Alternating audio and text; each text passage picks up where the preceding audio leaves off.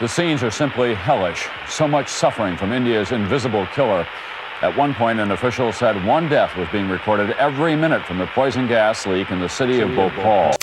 1984 की एक ऐसी रात जो सिर्फ भोपाल ही नहीं पूरे भारत के इतिहास में एक कलंक बन गई। एक ऐसी रात जिसमें मौत हवा में घुल चुकी थी। भोपाल गैस ट्रेजेडी, दुनिया की सबसे बड़ी इंडस्ट्रियल डिजास्टर। आखिर ये सब कैसे हुआ, इसमें किसकी गलती थी और इस घटना से हमने क्या सीखा, आज हम जानेंगे इस वीडियो में पूरी कहानी। सब कुछ शुरू हुआ एक American company union carbide India limited UCIL से, जो भोपाल में एक पेस्टिसाइड फैक्ट्री चलाती थी। यहाँ मेथिल आइसोसाइनेट अमाइसी नाम का एक केमिकल यूज होता था जो बहुत जहरीला था।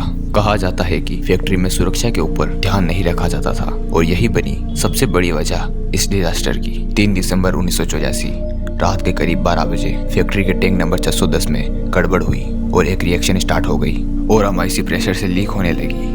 सुरक्षा के सारे सिस्टम फेल होने लगे और बस कुछ ही देर में जहर भरी हवा भोपाल की गलियों में फैल गई। लोग सो रहे थे, किसी को पता नहीं था कि मौत उनके घर के दरवाजे पर दस्तक दे चुकी थी। कहीं आंखों में जलन तो कहीं सांस रुकने लगी। बच्चों, बुजुर्गों और हर इंसान की हालत खराब होने लगी। सुबह हुई पर सूरज की रोशनी में सिर्फ तबाही थी। सड़कें लाशों से भरी थी।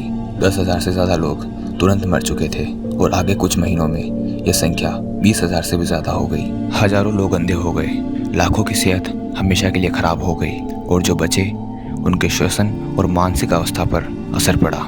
एक बड़ा सवाल, आखिर इस सब का जिम्मेदार कौन था? यूनियन कार्बाइड, इंडियन गवर्नमेंट या फिर हमारे सिस्टम की लापरवाही?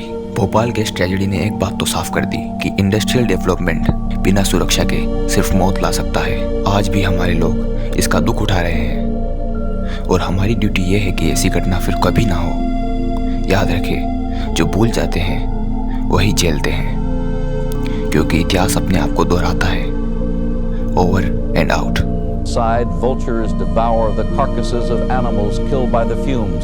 But the number of people needing treatment, entire streets near the factory are nearly deserted, with houses locked up and empty.